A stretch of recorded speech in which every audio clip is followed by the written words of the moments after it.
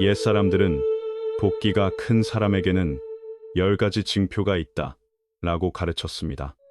삶을 보면 마치 늘 행운과 평안, 성공에 둘러싸여 있는 듯한 사람이 있습니다. 그들은 자기 삶이 행복할 뿐 아니라 주변에도 따뜻함과 긍정의 기운을 퍼뜨려 곁에 있는 사람까지 편안해지게 합니다. 정리하면 이것은 우연이 아니라 복기라는 보이지 않는 자산에서 비롯된다는 뜻입니다. 복기는 아무에게나 공짜로 주어지는 것이 아니라 바른 길을 지키고 덕을 쌓고 좋은 인연을 심는 사람에게 생긴다고 합니다. 옛말에 덕능승수, 복유심생, 화유심조라고 합니다. 덕은 운수의 굴레를 이기고 복은 마음에서 생기며 재앙은 마음이 만들어낸다는 뜻입니다. 핵심은 운명이 하늘만의 결정이 아니라 마음과 덕과 행위의 결과라는 것입니다. 그러니 복기는 마음을 닫고 성품을 기르며 삶 속에 좋은 일을 심어 얻는 결실이라고 합니다. 오늘은 복기가 큰 사람이 지닌 대표적인 10가지 징표 가운데 먼저 2가지 징표를 함께 음미해 보겠습니다. 이들은 지금의 행복을 누릴 뿐 아니라 다음 세대의 복덕의 유산을 남긴다고도 말합니다. 다시 말해 매일의 삶이 곧 복기를 쌓는 자리라는 뜻입니다. 늘 재난을 피하고 큰 화를 면합니다. 삶에는 신기할 만큼 늘 큰 화를 피하고 위험한 고비를 넘기는 사람이 있습니다. 피할 수 없어 보이는 사고를 마주했는데도 기적처럼 가볍게 넘어가는 경우가 있습니다. 예를 들어 큰 사고가 났는데도 자신은 가벼운 찰과상만 입거나 거의 다치지 않는 일도 있습니다. 전염병이 퍼져 많은 사람이 아픈데도 자신은 비교적 건강하고 평안하게 지나는 경우도 있습니다. 이런 일은 단순한 우연이 아니라 큰 복기를 지닌 징표라고 말합니다. 옛말에 덕후재물, 복대불구이자래 라고 합니다. 덕이 두터우면 만물을 싣고 복이 크면 구하지 않아도 찾아온다는 뜻입니다. 요점은 덕을 쌓는 마음이 보이지 않는 보호막이 되어 뜻밖의 화를 막아준다는 것입니다. 복기는 하늘에서 뚝 떨어지는 것이 아니라 마음을 닫고 성품을 기르며 자연과 사람 사이에서 조화롭게 살아온 결과라고 합니다. 늘 재난을 피하는 사람은 대체로 균형을 중시하고 쓸데없는 원한을 만들지 않으며 이기고 지는 싸움에 지나치게 매달리지 않습니다. 작은 행동이라도 어려운 일을 돕고 갈등에서는 한 걸음 양보하며 소박하게 살고 만족을 아는 태도를 지닙니다. 정리하면 작은 선행이 쌓여 큰 복으로 돌아온다는 뜻입니다. 옛사람들의 관점에서 복기는 고난을 막아주는 긍정의 에너지라고도 합니다. 그래서 늘 기억하라고 합니다. 선량하게 사는 것이야말로 복기를 가장 확실하게 쌓는 길이라고 말입니다. 그것은 자기 한 사람의 안전만이 아니라 다음 세대까지 이어지는 든든한 바탕이 됩니다. 핵심은 착한 마음이 곧 오래가는 복의 씨앗이라는 것입니다. 어려울 때마다 길이 열립니다. 누구나 살다 보면 어렵고 막막한 때를 피할 수 없습니다. 때로는 도저히 빠져나갈 길이 없어 보이는 상황도 찾아옵니다. 그런데 큰 위기나 큰 시험이 올 때마다 이상하리만큼 길이 열리거나 누군가가 때맞춰 나타나 도움을 주는 사람이 있습니다. 이것은 단순한 운이 아니라 복기가 큰 사람에게 나타나는 징표라고 말합니다. 옛사람들은 유덕자 필유인부, 유심자 필천지조 라고도 가르쳤습니다. 덕이 있는 사람에게는 반드시 돕는 사람이 따르고 마음이 바른 사람에게는 하늘과 땅이 돕는다는 뜻입니다. 다시 말해 도움은 밖에서만 오는 것이 아니라 내가 쌓아온 덕과 마음이 불러오는 인연이라는 뜻입니다. 요점은 덕이 인연을 부르고 인연이 길을 만든다는 것입니다. 또한 어려움은 여러분을 짓밟기 위해서만 오는 것이 아니라 스스로를 단련할 기회이기도 합니다. 복기가 큰 사람은 남의 도움만 기다리지 않고 위기를 넘길 지혜와 능력도 함께 갖추는 경우가 많습니다. 과거에 쌓아온 선업, 남을 돕고 도리를 지키며 살아온 선택들이 복덕의 저축처럼 남아 현재의 파도를 넘기게 한다고 합니다. 정리하면 평소의 선한 마음이 위기의 순간에 힘으로 돌아온다는 뜻입니다. 게다가 차분함, 삶에 대한 믿음, 상황을 다루는 처신의 지혜도 큰 도구가 됩니다. 그래서 시험을 만날 때마다 기억하라고 합니다. 어려움은 막다른 골목이 아니라 안의 힘을 발견하게 하는 갈림길일 수 있습니다. 복기는 도덕을 귀하게 여기고 마음을 맑게 지키는 사람에게 길을 비추는 빛이 된다고 합니다. 핵심은 마음을 바르게 세우면 길도 함께 열린다는 것입니다. 이제 세 번째 징표입니다. 남에게도 행운을 가져다 줍니다.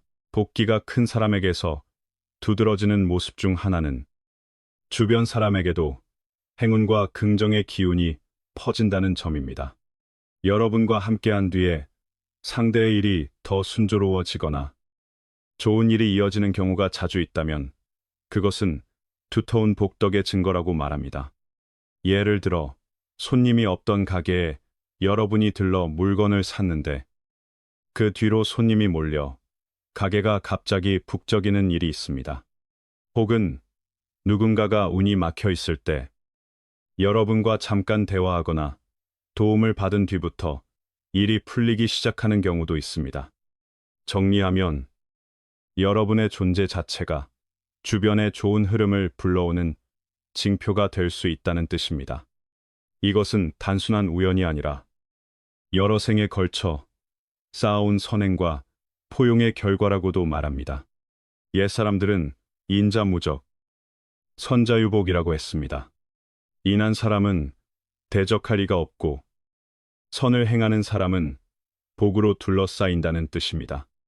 남의 운을 돕는 순간 상대에게는 값진 선물이 되고 동시에 내 복기도 더 단단해진다고 합니다.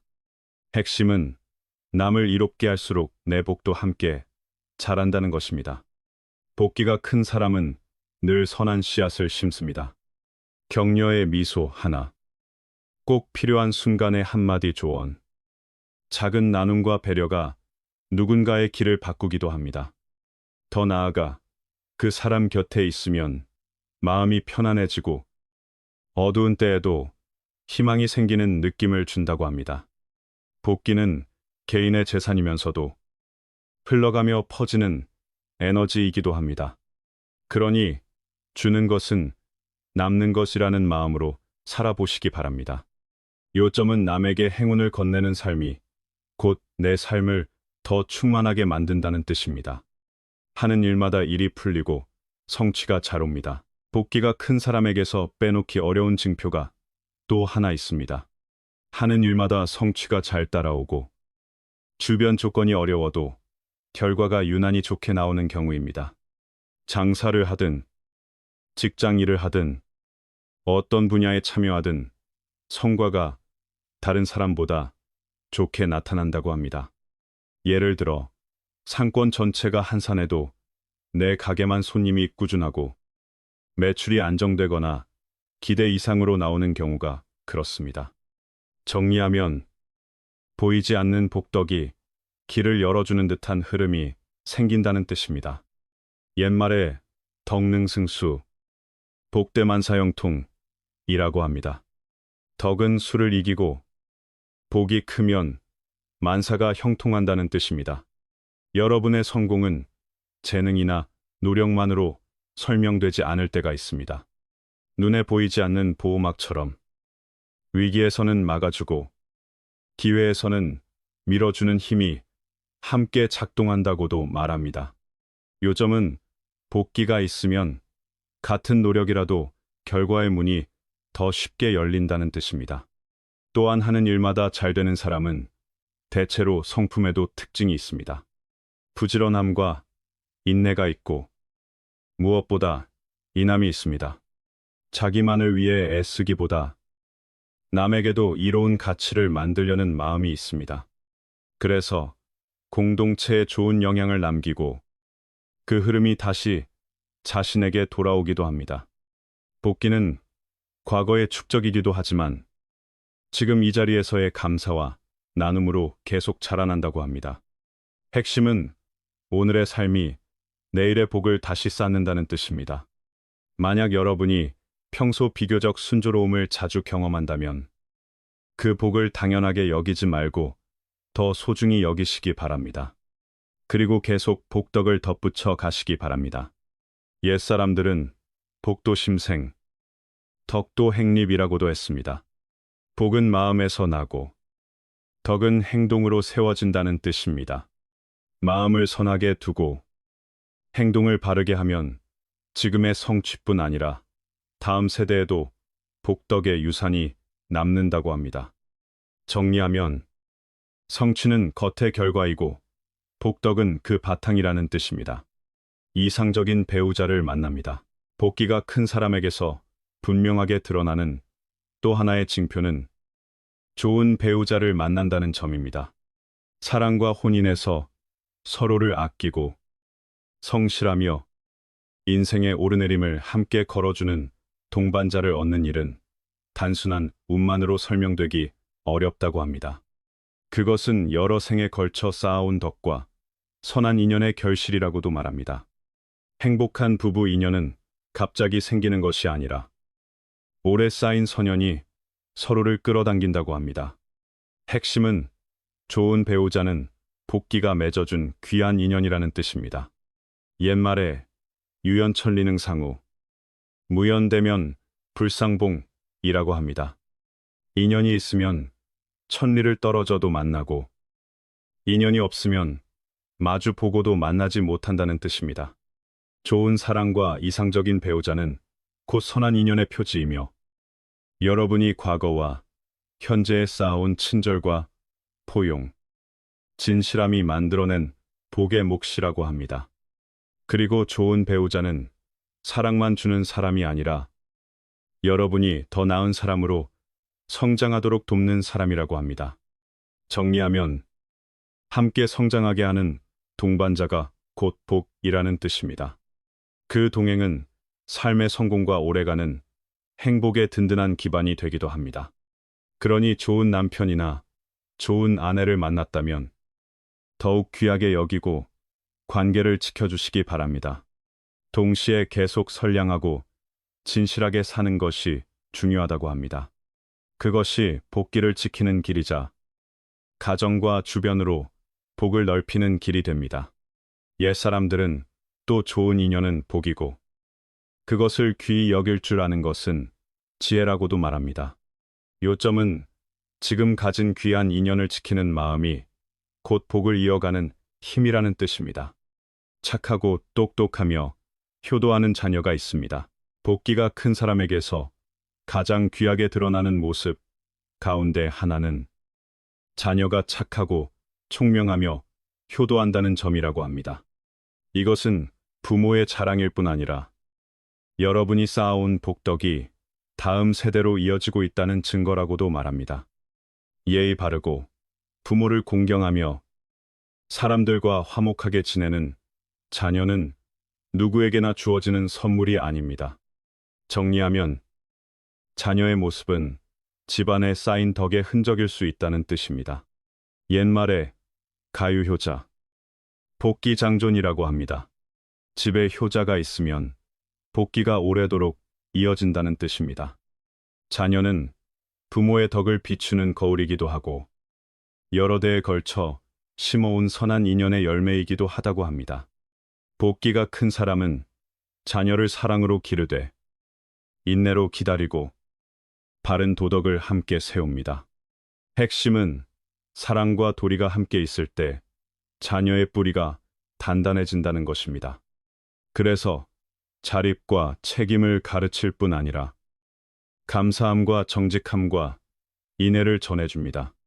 그 바탕이 자녀를 온전하게 자라게 하고 집안의 기쁨과 자부심을 가져온다고 합니다. 만약 여러분이 착하고 바르게 자라는 자녀를 두셨다면 그 복을 귀히 여기고 성장의 길을 끝까지 함께 걸어주시기 바랍니다. 옛말에 부모적 덕, 자손양복이라고도 합니다. 부모가 덕을 쌓으면 자손이 복을 누린다는 뜻입니다. 요점은 내가 쌓은 덕이 결국 집안의 미래를 만든다는 것입니다. 다음으로는 외모와 기품에 관한 징표입니다. 고운 외모와 균형 잡힌 인상은 복기가 큰 사람에게서 비교적 뚜렷하게 보이는 표지라고 합니다. 얼굴이 호감 있게 느껴지면 사람 관계가 더 부드럽게 열리고 좋은 인연을 맺기 쉬워집니다. 타고난 외모는 유전의 영향도 있지만 여러 생에 걸쳐 쌓인 복덕이 비치는 모습이라고도 말합니다. 정리하면 겉모습에도 마음의 흔적이 배어나온다는 뜻입니다. 옛말에 심생상, 경수심전이라고 합니다. 마음이 상을 만들고 경계는 마음을 따라 바뀐다는 뜻입니다. 마음이 인애하고 맑으면 눈빛과 표정과 기운이 자연스럽게 밝아진다고 합니다. 그래서 완벽한 이목구비가 아니어도 사람을 끌어당기는 따뜻한 빛이 생긴다고도 말합니다. 외모는 단지 얼굴만이 아니라 기품과 신태에서 완성됩니다. 핵심은 마음이 곧 기품이 되고 기품이 곧 인상을 만든다는 것입니다. 복기가 큰 사람은 삶을 대하는 태도에서도 아름다움이 드러난다고 합니다. 말은 부드럽고 행동은 살뜰하며 마음에는 포용이 있습니다. 그것이 가장 값진 장식이 되어 특별히 화려하지 않아도 사람들의 존경과 사랑을 받는다고 합니다. 만약 여러분이 좋은 외모를 선물처럼 받았다면 그 선물을 의미 있게 쓰시기 바랍니다. 동시에 선량함을 지키고 덕을 쌓아 겉의 아름다움과 속의 아름다움이 서로 어울리게 하시기 바랍니다. 옛말에 상유심생, 복유덕양이라고도 합니다. 상은 마음에서 생기고 복은 덕으로 길러진다는 뜻입니다. 요점은 진짜 아름다움은 마음의 빛에서 나온다는 것입니다. 병이 적고 건강이 비교적 튼튼합니다. 복기가 큰 사람은 대체로 건강이 좋고 병치레가 적다고 합니다. 감기나 열 같은 흔한 질환에도 비교적 잘 버티는 듯 보이기도 합니다. 또 같은 나이대에 중한 병으로 힘들어하는 사람이 많은데도 몸은 유연하고 정신은 맑으며 기운이 밝은 경우가 있습니다. 이것은 우연이 아니라 여러 대에 걸친 복기와 공덕의 결과라고도 말합니다. 정리하면 건강도 복기의 한 모습으로 나타날 수 있다는 뜻입니다. 옛사람들은 몸을 돌을 싣는 배에 비유합니다. 길게 항해하려면 배를 잘 지켜야 한다는 뜻입니다. 건강은 몸만 돌본다고 생기지 않고 마음과 덕의 조화도 함께 비친다고 합니다. 덕을 지닌 사람은 몸과 마음과 생활 환경을 함부로 하지 않고 스스로를 지키는 법을 아는 경우가 많습니다. 그래서 긍정의 에너지가 모여 병이 줄고 수명이 길어진다고도 말합니다. 핵심은 마음의 균형이 몸의 균형으로 이어진다는 것입니다. 병이 적은 사람은 대체로 분노, 시기, 과도한 걱정 같은 부정적 감정을 오래 붙들지 않으려 합니다. 그런 감정이 생명, 에너지를 깎아먹는다는 것을 알기 때문입니다. 삶에 감사하고 자연과 조화롭게 살며 몸을 해치는 습관에서 멀어지려 합니다. 만약 여러분이 비교적 건강하고 기운이 충만하다고 느끼신다면 그 복을 귀히 여기시기 바랍니다. 그리고 몸과 마음을 함께 건강하게 가꾸어 복기를 더 두텁게 쌓아가시기 바랍니다. 옛말에 복기되는 장수의 근본이고 심화는 건강의 열쇠라고도 합니다. 복기는 오래 사는 뿌리요. 마음이 편안함은 건강의 열쇠라는 뜻입니다. 요점은 이 건강을 지키는 길은 결국 마음을 편안히 하는 데도 있다는 것입니다. 인과를 믿고 원인을 바르게 심습니다. 복기가 큰 사람에게서 가장 중요한 징표 가운데 하나는 인과를 믿는 마음이라고 합니다. 뿌린 대로 거둔다는 사실을 믿기에 늘 선하게 살고 바르게 행동하며 덕을 쌓으려 합니다. 오늘의 선택이 지금만이 아니라 자신의 미래와 자손의 미래까지 만든다는 것을 알기 때문입니다. 정리하면 인과를 믿는 마음이 삶의 방향을 곧게 세운다는 뜻입니다. 옛말에 선유선보, 악유악보, 불시불보, 시기미도라고 합니다. 선에는 선한 보답이 있고 악에는 악한 보답이 있으며 보답이 없는 것이 아니라 때가 아직 이르지 않았을 뿐이라는 뜻입니다. 인과를 믿는 사람은 눈앞의 작은 이익에 쉽게 흔들리지 않습니다. 모든 행동은 시간 속에 흔적을 남긴다는 것을 알기 때문입니다. 핵심은 멀리 보는 마음이 마음을 편안하게 만든다는 것입니다. 이 믿음은 마음에 큰 평안도 줍니다. 어려움을 만나도 원망에 빠지기보다 이 또한 이유가 있고 배움이 있다 라고 받아들이려 합니다. 그래서 불평으로 기운을 태우기보다 자신을 다듬고 길을 바로 잡으려 합니다. 또한 스스로 덕을 쌓을 뿐 아니라 다음 세대에 도덕의 유산을 남긴다고 합니다. 요점은 인과를 믿는 삶이 복을 오래 쌓는 길이라는 뜻입니다. 그러니 지금 삶이 순조롭든 어렵든 한결같이 선을 행하고 덕을 쌓으라고 합니다. 뿌리는 사람의 마음을 인과는 결코 저버리지 않는다고 말합니다. 옛사람들은 행선적 덕은 복기의 뿌리요. 옳은 일을 꾸준히 하는 것이 행복으로 가는 길이라고도 가르쳤습니다.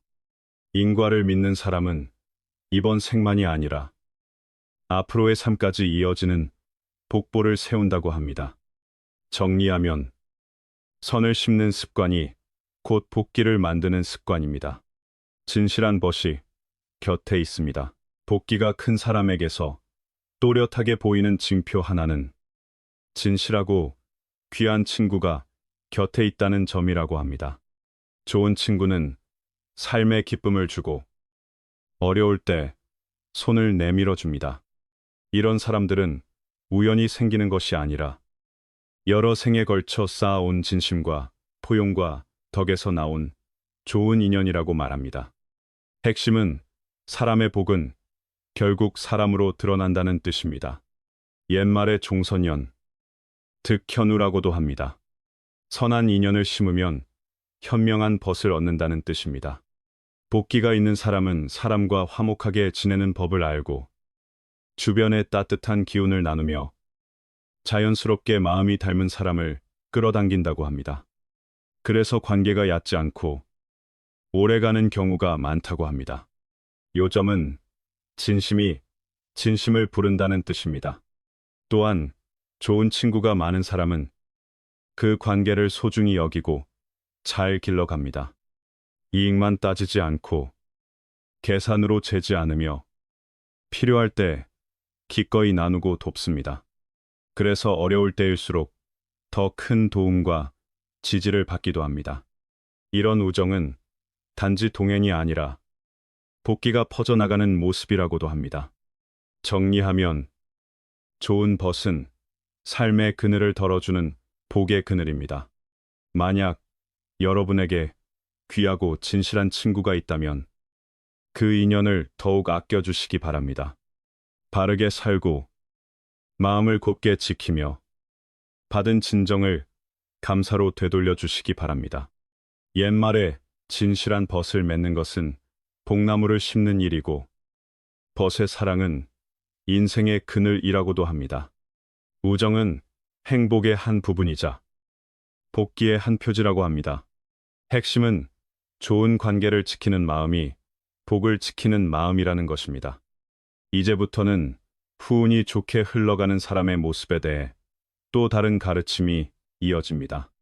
옛사람들은 상유심생, 경수심전이라고 했습니다. 겉모습과 태도는 마음에서 생기고 삶의 경계는 마음을 따라 바뀐다는 뜻입니다. 겉의 얼굴과 몸짓, 행동은 내면과 성품을 비추는 거울이 될 수 있다고 말합니다. 정리하면 작은 습관 하나에도 마음의 결이 드러난다는 뜻입니다. 겉을 꾸며 완벽한 가면을 만들려는 사람도 있습니다. 그러나 공자는 강사는 바뀌어도 본성은 떠나기 어렵다라고 했다고 전해집니다. 날마다 반복되는 작은 습관과 몸짓은 겉에 번지르르함이 오래 숨기기 어렵다고 합니다. 진짜 복된 상은 하늘만이 주는 것이 아니라 마음의 기름짐과 바른 행실, 섬세한 삶의 태도에서 길러진다고 합니다. 요점은 속이 바르면 겉도 자연히 안정된다는 뜻입니다.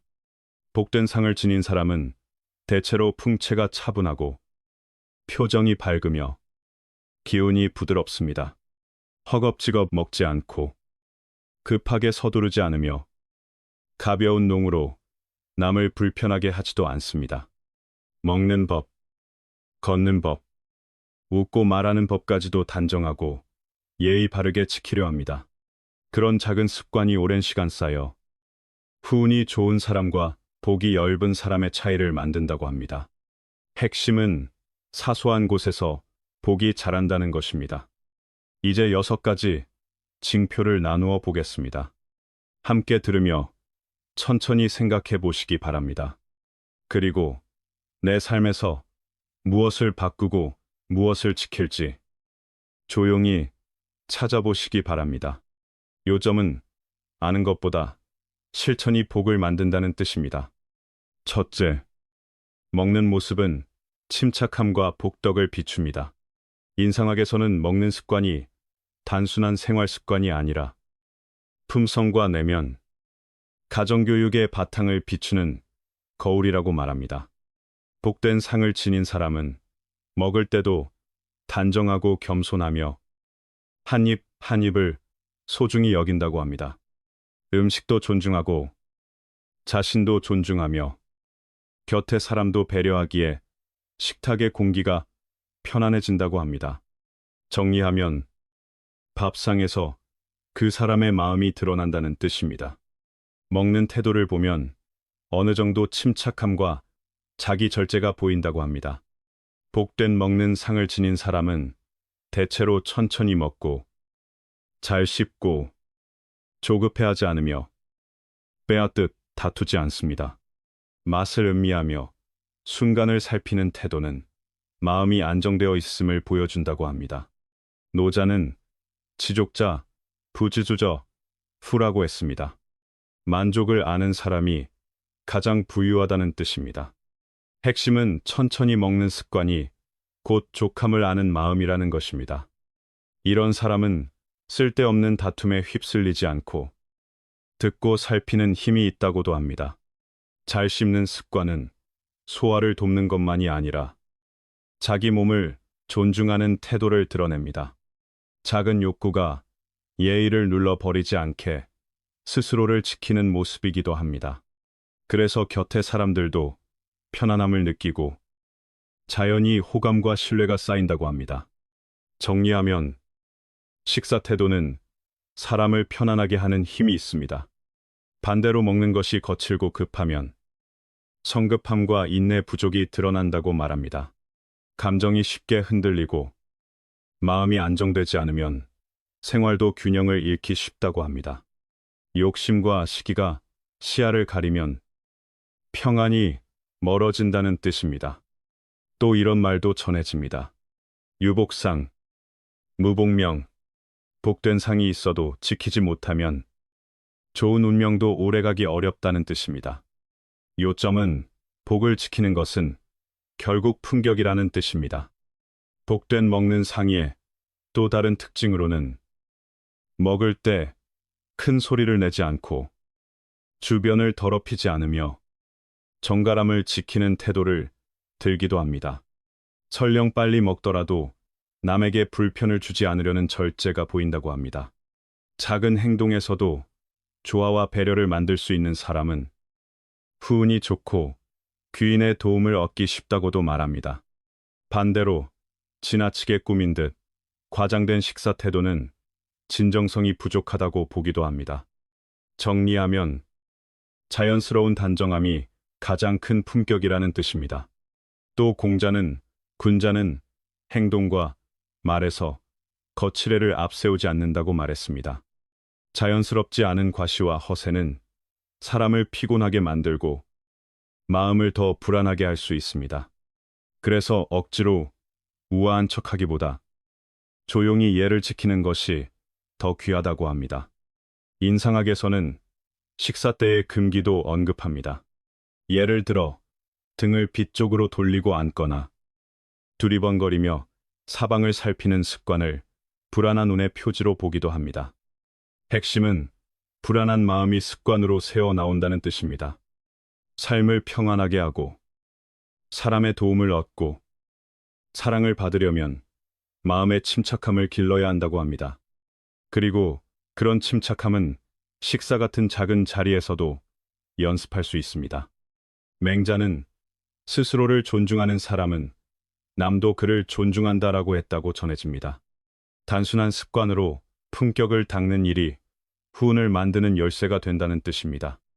정리하면 작은 습관을 고치는 것이 큰 복을 부릅니다.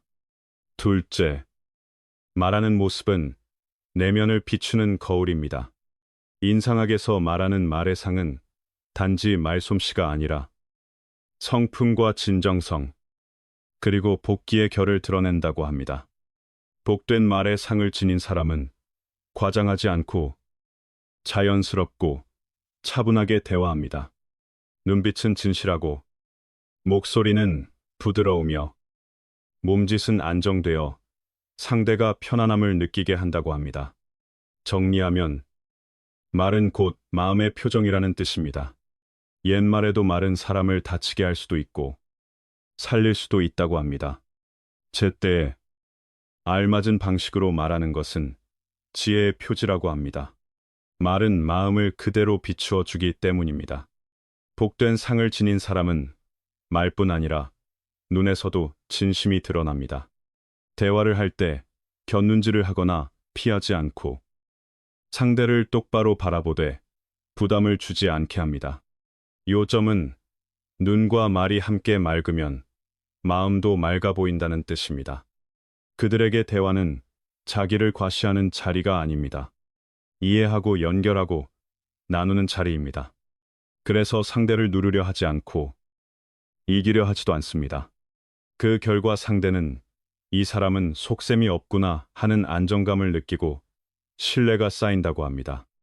목소리도 마찬가지입니다. 또렷하고 듣기 좋되 너무 크지도 너무 작지도 않습니다. 정리하면 말의 크기와 속도에도 마음의 균형이 담긴다는 뜻입니다. 말이 너무 빠르지 않고 머뭇거리지도 않으며 흐름이 맑고 차분하면 내면이 안정되어 있다고 봅니다. 화려한 표현으로 치장하지 않아도 전달은 분명하고 자연스럽다고 합니다. 그래서 논리적으로 생각하고 말을 아끼며 한마디 한마디를 살필 줄 아는 사람으로 여겨진다고 합니다.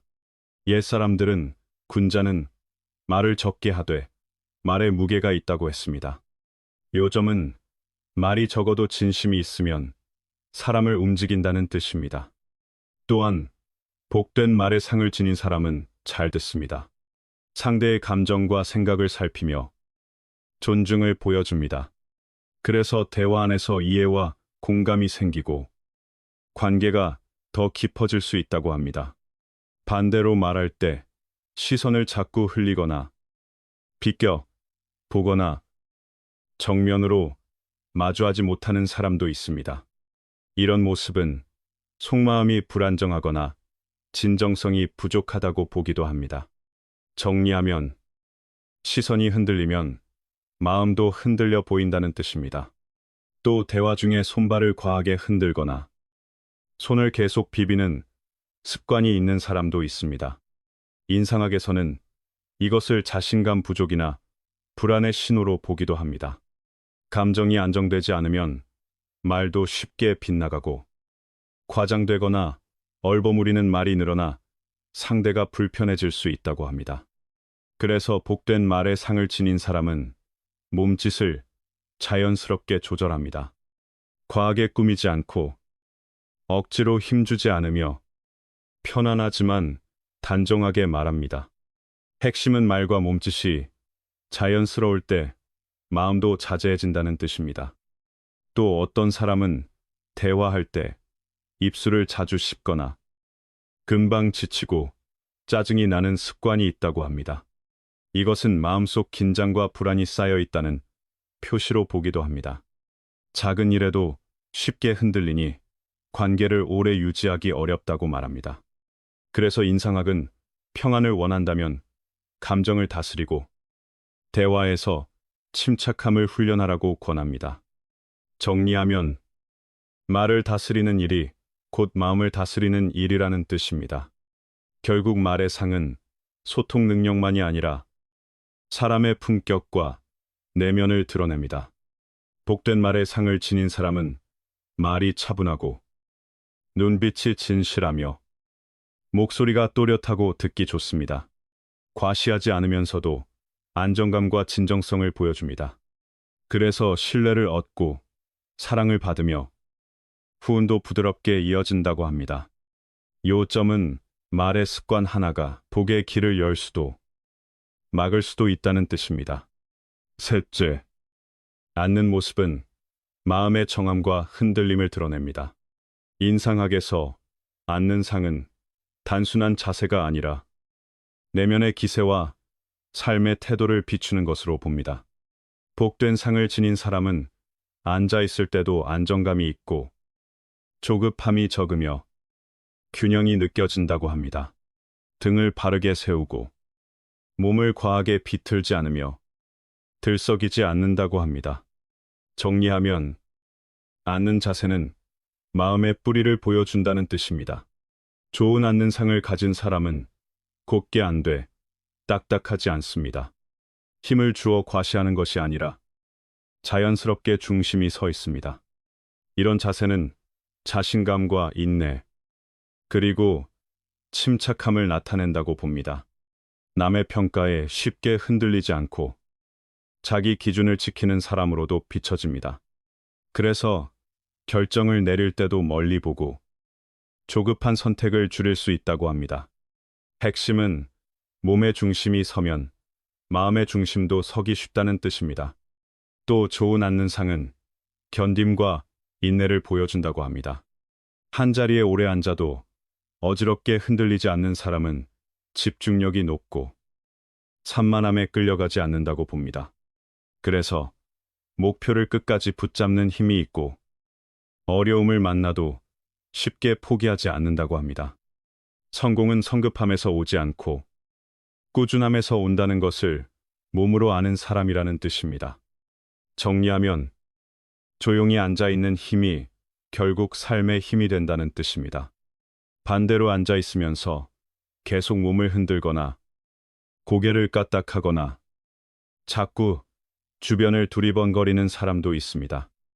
이는 내면의 불안, 자신감 부족, 외부에 쉽게 끌리는 성향을 드러낸다고 보기도 합니다. 마음이 고정되지 않으니 입장도 쉽게 바뀌고 결정도 흔들려 실수가 늘 수 있다고 합니다.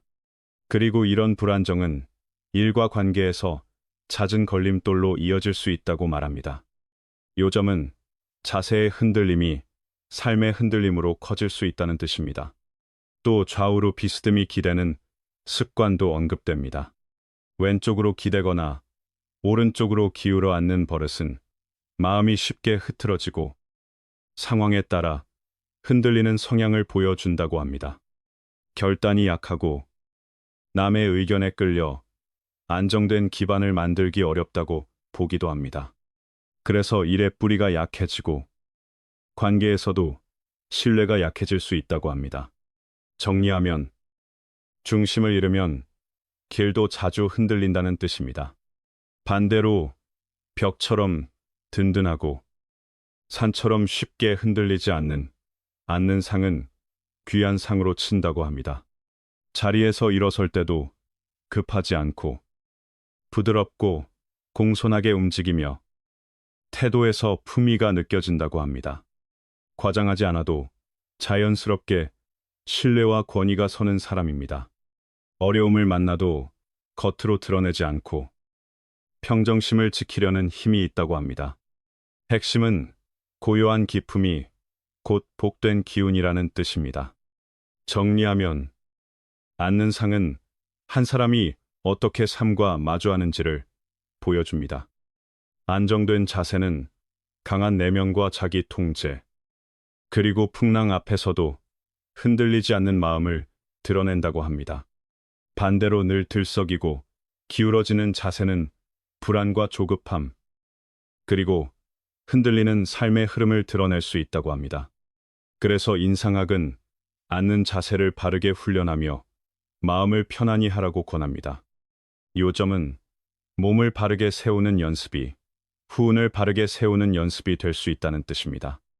넷째, 걷는 모습은 걸음마다의 침착함과 마음가짐을 드러냅니다. 인상학에서는 걸음걸이가 단순한 이동이 아니라 성품과 태도, 더 나아가 운의 흐름까지 비출 수 있다고 봅니다. 옛사람들은 침착한 사람은 발걸음도 안정된다고 말해왔습니다. 그래서 걸음걸이를 보면 그 사람이 어떤 마음으로 삶을 대하는지 짐작할 수 있다고 합니다. 정리하면 걸음은 마음의 리듬을 밖으로 보여주는 자리입니다. 복된 상을 지닌 사람은 대체로 걸음이 가볍고 단정하며 서두르지 않습니다. 급히 달리지 않아도 자신감이 있고 균형이 잡혀 있어 보입니다.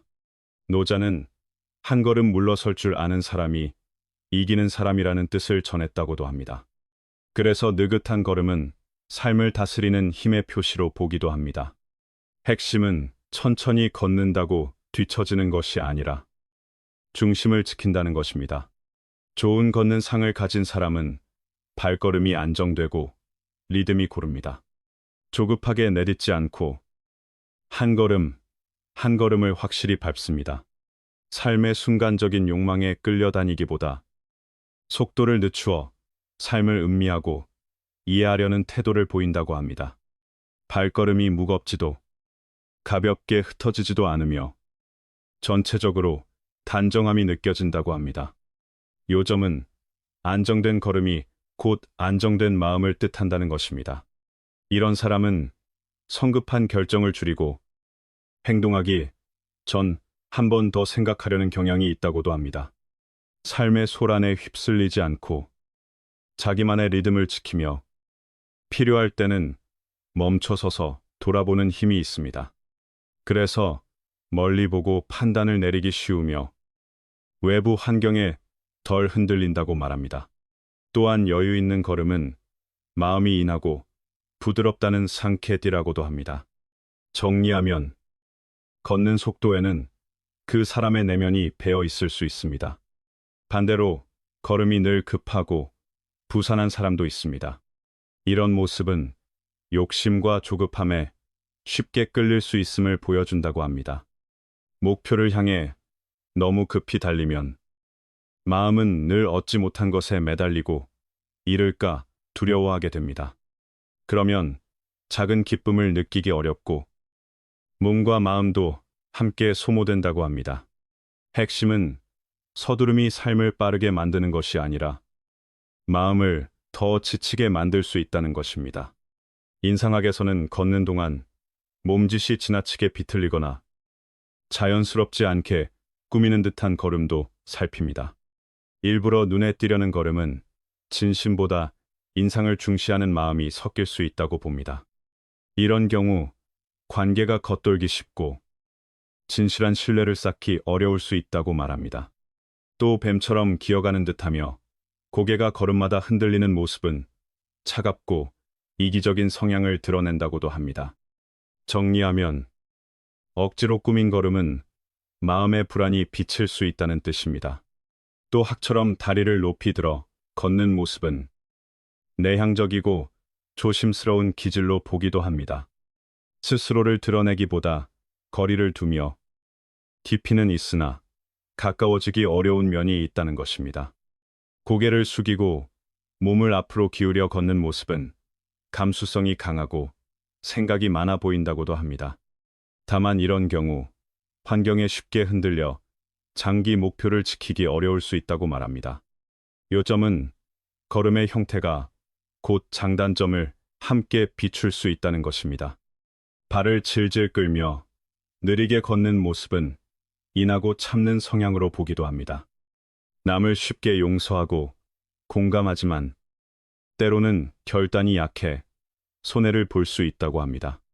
관계는 좋지만 상처도 쉽게 받을 수 있으니 스스로의 경계를 세우는 연습이 필요하다고 말합니다. 결국 걷는 상은 삶을 대하는 방식의 한 단면입니다. 핵심은 발걸음을 단정히 하면 마음도 단정해지기 쉽다는 것입니다. 다섯째, 잠자는 모습은 마음의 평안과 복록을 비춥니다. 인상학에서는 수면 자세가 단지 휴식이 아니라 성격과 운의 흐름, 내면의 안정감을 드러낸다고 봅니다. 옛사람들은 잠이 편안하면 운기가 왕성해진다는 뜻을 전하기도 했습니다. 이는 잠자는 모습이 마음의 안정을 반영한다는 말입니다. 정리하면 잠은 그 사람의 숨은 마음을 보여주는 시간입니다. 복된 잠의 상을 가진 사람은 대체로 편안하고 자연스럽게 잠든다고 합니다. 몸을 과하게 웅크리지 않고 뒤척임이 심하지 않으며 깊고 편안한 잠을 잔다고도 합니다. 곧게 누워 허리를 바르게 두고 두 손은 몸 옆으로 두며 눈은 부드럽게 감고 입은 다문 상태를 좋은 상으로 보기도 합니다. 이런 자세는 걱정과 번뇌가 비교적 적고 마음이 고요하다는 상쾌디라고 합니다. 요점은 잠자리에서도 마음의 평정이 드러난다는 것입니다. 또 한 가지로 왼쪽으로 바르게 누워 다리를 곧게 두고 팔을 자연스럽게 두는 자세를 복된 잠의 상으로 말하기도 합니다. 이는 부처님이 누운 모습과 비슷하다고 하여 지혜와 평안을 상징한다고도 합니다. 이런 사람은 대체로 선하게 살고 마음이 높으며 대인관계에서도 부드럽고 화목하려는 태도가 있다고 합니다. 그래서 기회가 잘 열리고 귀인의 도움이 따르기 쉽다고도 말합니다. 정리하면 편안히 눕는 자세는 평안한 기운을 부르는 한 모습일 수 있습니다. 반대로 몸을 심하게 웅크리거나 두 손으로 머리를 감싸거나 가슴 위로 손을 모아 잠드는 경우도 있습니다. 인상학에서는 이런 자세를 불안과 경계심, 두려움의 상태로 보기도 합니다. 마음에 걱정이 많고 미래를 놓기 어려운 경우가 많다고 말합니다. 그래서 깊은 휴식이 잘 오지 않고 몸도 긴장 속에 놓여 신경과 심장 쪽에 부담이 생길 수 있다고도 합니다. 핵심은 불안이 쌓이면 잠에서도 몸이 스스로를 지키려 한다는 것입니다. 또 잠잘 때 입을 벌리거나 이를 가는 습관도 좋지 않다고 말합니다. 인상학에서는 이를 재물과 기운을 지키기 어려운 상태로 보기도 합니다. 입을 벌리고 자면 기운이 샌다는 말처럼 감정이 눌려 풀리지 않아 소모가 커질 수 있다고도 합니다. 그래서 삶의 균형을 위해서는 감정을 다스리고 이완을 배워야 한다고 권합니다. 정리하면 잠의 습관도 결국 마음의 습관과 이어져 있다는 뜻입니다. 한편 옆으로 누워도 등이 구부정하지 않고 목과 허리가 비교적 곧으며 몸을 과하게 움츠리지 않는 자세는 좋은 수면 자세로 보기도 합니다. 이 자세는 이완과 안정을 드러내며 마음이 맑고 자신감이 있다는 상태로 말하기도 합니다. 이런 사람은 큰 변동이 비교적 적고 작은 기쁨을 잘 느끼며 사람들에게도 부드럽게 대하려는 경향이 있다고 합니다. 그래서 관계를 잘 쌓고 건강도 안정적으로 지키기 쉽다고 말합니다. 요점은 잘 쉬는 사람이 복을 지키기 쉽다는 것입니다. 인상학에서는 잠들기 전의 습관도 중요하다고 합니다. 잠자리에 들기 전에 걱정을 잠시 내려놓고 마음을 가볍게 만들어 잠을 맞이하라는 것입니다. 노자는 평안은 오래감의 뿌리라는 뜻을 전하기도 합니다. 편안한 잠은 건강을 돕고 복기를 지키며 삶의 조화를 유지하는 데에도 힘이 된다고 합니다. 여섯째, 웃는 모습은 마음의 평안과 복록을 비춥니다. 인상학에서는 웃음이 단지 감정 표현이 아니라 한 사람의 내면과 운기의 흐름을 드러내는 거울이라고 봅니다. 옛사람들은 항상 밝게 웃는 사람은 복을 만나기 쉽다 라고도 말했습니다. 웃음은 잠깐의 반응이 아니라 삶을 대하는 태도의 표시가 될 수 있다는 뜻입니다. 정리하면 웃음에는 그 사람의 마음결이 담긴다는 것입니다. 복된 웃음의 상을 지닌 사람은 표정이 맑고 편안합니다. 보는 사람에게 친근함과 안정을 주어 곁에 있으면 마음이 풀리게 합니다. 그 웃음은 계산이나 속셈이 아니라 열린 마음에서 나온다고 합니다. 그래서 자연스럽게 호감을 얻고 좋은 인연을 끌어당기기 쉽다고 말합니다. 요점은 진실한 웃음이 사람과 복을 함께 부른다는 뜻입니다. 또 좋은 웃음은 입만 웃는 것이 아니라 눈도 함께 웃는다고 합니다. 눈빛이 밝고 따뜻하면 웃음이 더 생생하고 진정성 있게 느껴집니다. 이런 사람은 만족을 알고 세상을 사랑하는 눈으로 바라보려 하며 그래서 복이 따르기 쉽다고 말합니다. 또한 주변의 기운을 밝게 만들어 관계를 부드럽게 하는 힘이 있습니다. 정리하면 웃음은 말보다 먼저 마음을 전합니다. 반대로 한쪽 입꼬리만 올리는 웃음이나 비웃는 듯한 웃음은 조심하라고 합니다. 이런 웃음은 시기심이나 계산, 방어심을 드러낼 수 있어 상대가 불편함을 느끼기 쉽습니다. 신뢰가 쌓이기 어렵고 관계도 쉽게 얕아질 수 있다고 말합니다. 또한 속으로는 불안이 많아 마음이 평안해지기 어렵다고도 합니다. 핵심은 웃음이 곧 그 사람의 마음자리를 보여준다는 뜻입니다. 맑고 크게 터지는 웃음은 복기가 두터운 징표로 보기도 합니다. 단지 순간의 기쁨이 아니라 넉넉함과 순수함에서 올라오는 웃음이기 때문입니다. 이런 사람은 남을 돕는 데 인색하지 않고 기쁨을 나눌 줄 알며 그래서 주변의 도움도 잘 모인다고 합니다. 억지로 과장하지 않고 자연스럽게 미소 짓는 사람도 좋다고 말합니다.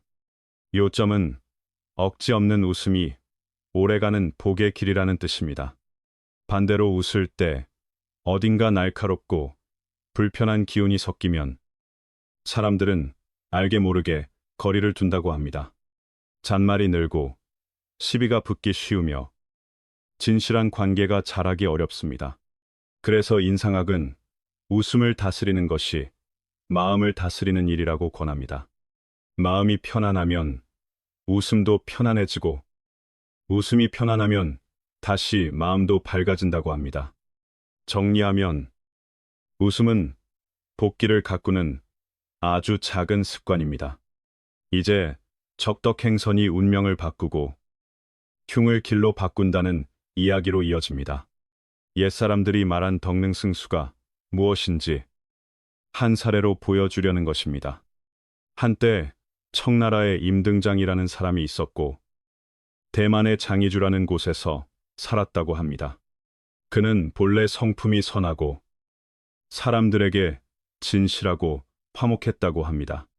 그런데 억울하게 모함을 받아 감옥에 갇히는 일이 생겼습니다. 요점은 선한 사람도 억울한 일을 겪을 수 있다는 뜻입니다. 임등장의 아내는 남편을 구하려고 재산을 모두 팔았습니다. 심지어 딸까지 팔아 은 40냥을 마련했다고 합니다. 그 돈을 들고 하문으로 가서 남편을 빼내려는 길이었습니다. 그런데 길에서 주머니 속 은전이 사라진 것을 발견하고 그 자리에서 넋을 잃을 뻔했다고 합니다. 정리하면 마지막 희망까지 잃는 순간이 찾아온 것입니다. 그 은전은 우연히 한 장애를 지닌 거지가 줍게 되었는데 이름이 자량사였다고 합니다. 자량사는 은전을 손에 쥐고 크게 기뻤지만 곧 마음이 무거워졌다고 합니다. 이렇게 큰 돈을 잃은 사람은 당장 삶이 무너질 수 있고 심하면 목숨을 끊을 수도 있다고 생각한 것입니다. 그는 가난했고 돈이 절실했지만 사람 목숨이 더 중요하다고 여겼습니다. 핵심은 욕심보다 생명을 먼저 두는 마음이 곧 큰 덕이라는 뜻입니다. 그래서 자량사는 길가에 앉아 돈을 잃은 사람이 돌아오기를 기다렸습니다. 얼마 지나지 않아 한 여인이 다급하게 주변을 살피며 나타났고 잃어버린 주머니를 찾는 모습이었습니다. 자량사는 그 여인이 주인이라고 확신하고 확인한 뒤 은전 전부를 돌려주었습니다. 임 등장의 아내는 너무도 감사하여 절을 하며 인사했지만 남편을 구하러 가야 하기에 급히 길을 떠났습니다. 정리하면 한 번의 선행이 한 가정의 운명을 다시 붙잡아 준 것입니다. 그 뒤 이 사건을 알게 된 하문의 지부가 있었다고 합니다. 그는 이 사건이 억울한 옥사임을 알게 되었고 임씨 집안의 사정을 가엾게 여겼습니다. 동시에 거지 자량사의 선한 마음에 크게 감복했다고 합니다. 그래서 죄수를 풀어주기로 하고 속전을 한 푼도 받지 않았다고 합니다. 요점은 한 사람의 덕이 또 다른 사람의 덕을 일으킨다는 뜻입니다. 임등장 부부는 은 40냥을 그대로 되찾은 채 집으로 돌아갈 수 있었습니다. 그들은 그 돈으로 딸을 다시 데려오고 생계를 위해 오금 잡화점을 열었다고 합니다. 그 뒤로도 그들은 그날의 은혜를 잊지 않았습니다. 거의 날마다 진심으로 은인을 위해 빌었고 어려운 이들을 돕는 일도 멈추지 않았다고 합니다. 정리하면 은혜를 기억하는 마음이 다시 덕을 키웠다는 뜻입니다. 한편 은전을 돌려준 장애를 지닌 거지 자량사는 그날 밤 태공궁의 묘당에 들어가 잠을 청했다고 합니다. 그런데 한밤중 꿈에 금갑을 입은 두 신이 다가왔습니다. 한 신은 그의 몸을 단단히 붙잡고 다른 신은 두 다리를 잡아 힘껏 당겼다고 합니다. 극심한 통증이 밀려와 자량사는 비명을 지르며 깨어났습니다. 그 소리에 함께 자던 사람들이 놀라 일어났고 자량사는 꿈 이야기를 들려주었지만 그들은 그저 악몽이라고 여기고 다시 잠들었다고 합니다. 요점은 여기서부터 신기가 드러나기 시작한다는 뜻입니다. 다음 날 아침 자량사는 일어나 보니 놀라운 일이 벌어졌다고 합니다. 오랫동안 불편했던 두 다리가 멀쩡해져 예전처럼 걸을 수 있게 된 것입니다. 그는 더 이상 구걸하지 않고 물을 나르는 품팔이로 생계를 꾸리기 시작했다고 합니다. 일이 힘들어도 그는 무척 행복했습니다. 남들과 같은 평범한 사람으로 살 수 있게 되었기 때문입니다. 정리하면 선한 선택이 삶을 다시 세웠다는 뜻입니다. 임등장 부부도 이후 장사를 정직하게 하고 적극적으로 선행을 이어갔다고 합니다. 그들의 가게는 날이 갈수록 더 번성했다고 합니다. 하지만 그들은 늘 옛 은인을 마음에 두었고 안타깝게도 자량사를 찾아 보답할 길이 없었다고 합니다. 그러던 어느 날 자량사가 우연히 물을 지고 그 가게 앞을 지나가게 되었습니다. 임등장의 아내는 그 얼굴을 알아보았지만 그가 멀쩡히 걷는 것을 보고 선뜻 부르지 못했다고 합니다. 한참 망설인 끝에 그녀는 용기를 내어 따라가 신분을 물었고 그가 바로 그 은인임을 확인했다고 합니다. 요점은 인연은 결국 다시 만나게 한다는 뜻입니다. 그녀는 급히 남편을 불러 함께 달려갔습니다. 두 사람은 기뻐하며 머리를 조아려 감사 인사를 올렸고 차량사에게 가게에 머물러 달라고 간절히 청했습니다. 그 뒤 차량사는 의지할 곳이 생겨 더는 생계를 걱정하지 않게 되었다고 합니다. 먹을 것과 입을 것까지도 넉넉히 돌봄을 받으며 평온한 나날을 보냈다고 합니다. 정리하면 선이 돌고 돌아 삶을 따뜻하게 감싼다는 뜻입니다. 나중에 임등장 부부는 광둥의 고향으로 돌아가 조상의 일을 잇게 되었다고 합니다. 그들은 자기 재산과 가게를 모두 자량사에게 맡기고 떠났다고 합니다.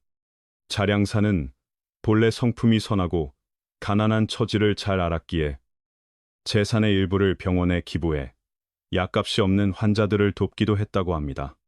장애를 지닌 거지였지만 보물을 탐하지 않았고 그 마음이 하늘을 감동시켜 복보를 받았다고 합니다.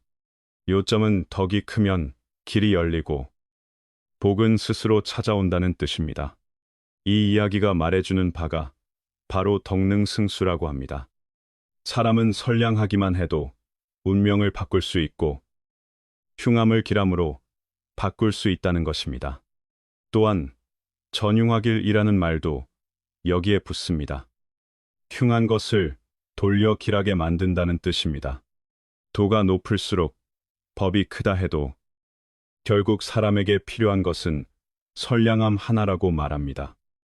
정리하면 마음이 바르면 기적도 인간 세상에 나타날 수 있다는 뜻입니다. 어떤 사람은 인생이 정해진 수라고 믿습니다. 그러나 만물을 낳은 이치는 덕을 근본으로 삼고 선을 뿌리로 삼는다고 말합니다. 옛말에도 덕능승수가 다시 나오고 덕을 쌓고 선을 행하면 운명이 바뀌어 전흉화길이 되고 나아가 재물과 복이 들어온다고도 말합니다. 이것을 초재영록이라 부르기도 합니다. 재물을 불러들이고 복을 맞이한다는 뜻입니다. 핵심은 정해진 수를 탓하기보다 덕을 심어 흐름을 바꾸라는 뜻입니다. 이제 또 다른 이야기가 이어집니다. 천년 묵은 잉어를 놓아주고 환난 속에서 은인을 만난다는 이야기입니다. 세상 일을 모두 꿰뚫어보고 미리 헤아릴 수 있는 사람은 드뭅니다. 그런데 때로는 작은 선심으로 한 생명을 살린 덕분에 나 자신이 새 삶을 받기도 한다고 말합니다. 선한 인연을 심으면 선한 보답을 얻는다는 말이 바로 그 이치입니다. 정리하면 선은 결국 선으로 돌아온다는 뜻입니다. 호싱이라는 사람이 강에서 물고기를 잡는 일을 하며 살고 있었다고 합니다. 어느 날 물고기가 미끼에 걸려 올라오는데 아무리 힘을 써도 낚싯대를 들어 올릴 수가 없었습니다. 그래서 그는 낚싯대를 움켜쥐고 아예 몸으로 끌어당겨 물고기를 강가로 끌어올렸습니다. 잠시 뒤 물속에서 소용돌이가 일더니 큰 물살을 치는 소리가 거세게 들렸습니다. 알고 보니 엄청나게 큰 잉어 한 마리가 몸부림치며 빠져나가려 하고 있었습니다. 그 잉어는 보통 큰 정도가 아니라 유난히 크고 무거워 마치 큰 바위 덩어리 같았다고 합니다. 호싱은 그 모습을 보고 크게 기뻐하며 달려가 잉어를 꼭 껴안았습니다. 물속에서는 그렇게 거세게 버티던 잉어가 막상 맨 위로 올라오자 힘이 빠져 한없이 약해 보였다고 합니다. 잉어는 얌전히 누워 입을 헐떡이고 눈을 크게 뜬 채 호싱에게 애원하듯 바라보았습니다. 정리하면 살려달라는 마음이 눈빛에 담겨 있었다는 뜻입니다. 그 눈빛을 보자 호싱의 마음이 흔들렸다고 합니다. 자세히 보니 잉어의 배가 유난히 불러 있었고 알을 벤 듯 했습니다. 호싱은 한동안 살펴본 뒤 마음을 바꾸었습니다. 이 잉어를 잡지 않겠다고 다시 물로 돌려보내겠다고 결심한 것입니다. 잉어는 풀려나자 호싱 주위를 몇 바퀴 빙글빙글 돌며 감사 인사를 하는 듯 하더니 그제야 깊은 물속으로 사라졌다고 합니다. 요점은 작은 자비가 큰 인연을 남긴다는 뜻입니다. 몇 해가 흐른 뒤 호싱이 사는 마을에 갑자기 장맛비가 오래 이어졌고 물이 불어나 홍수가 났다고 합니다. 그날 호싱은 자고 있었는데 마을을 떠나라는 경보 소리를 듣고 잠에서 깼습니다. 정신을 차리고 보니 마을 전체가 이미 물에 잠겨 있었습니다. 다행히 호싱은 수영을 할 줄 알아 마을 밖으로 헤엄쳐 나올 수 있었습니다. 그러나 물살이 너무 세서 그는 제때 강가로 오르지 못했습니다. 그때 거센 파도가 갑자기 몸을 때리며 덮쳤고 호싱은 팔다리의 감각이 사라지기 시작했다고 합니다. 그는 점점 물에 휩쓸리며 아무것도 할 수 없는 상태가 되었습니다. 그 순간 멀리서 황금빛을 띤 거대한 잉어 한 마리가 다가오는 것이 보였습니다. 호싱은 이제 나는 죽는구나 하고 생각했습니다.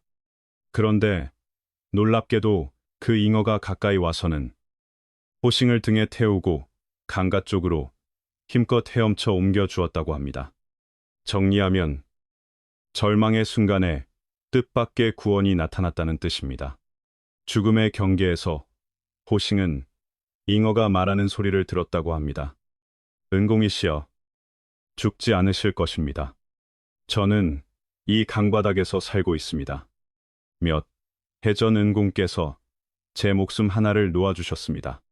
이제 그 은혜를 갚으러 왔습니다. 저도 은공의 목숨 하나를 살려드립니다. 말을 마치자 잉어는 곧바로 강바닥 깊은 곳으로 사라졌다고 합니다. 요점은 베푼 자비가 되돌아와 생명을 지킨다는 뜻입니다. 며칠 뒤 물이 빠지자 호싱은 마을로 돌아가 집을 고쳐 다시 살림을 정리했다고 합니다. 모든 일이 어느 정도 마무리된 뒤에야 그는 조용히 그날 일을 되짚어 보았습니다. 왜 내가 강 한가운데서 그런 재난을 당했을까 하고 스스로에게 묻기도 했습니다. 그는 평소 물고기를 너무 많이 잡아 수많은 생명을 해쳤기 때문에 그 업보를 만나 목숨을 잃을 뻔한 것이라고 생각했습니다. 그리고 다행히도 알을 벤 잉어를 가엾게 여겨 놓아준 일이 있어 다시 살 기회를 얻었다고 여겼습니다. 그래서 호싱은 마음속으로 다짐했다고 합니다. 물고기를 잡아 생계를 잇더라도 만족할 줄 알아야 하고 함부로 남의 캐서는 안 된다고 말입니다. 그러던 어느 날 호싱은 잠결에 문득 그날의 잉어를 다시 꿈에서 보았다고 합니다. 잉어는 말했습니다. 은공이 씨여, 저는 은공의 목숨 하나만 살릴 수 있었습니다. 제 은혜의 빚은 이제 다 갚았습니다. 저는 떠나야 합니다.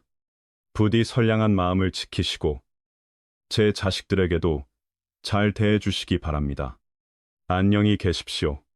그렇게 말하자 잉어는 눈을 감고 물속으로 가라앉았다고 합니다. 이 이야기는 우리에게 분명히 말해줍니다.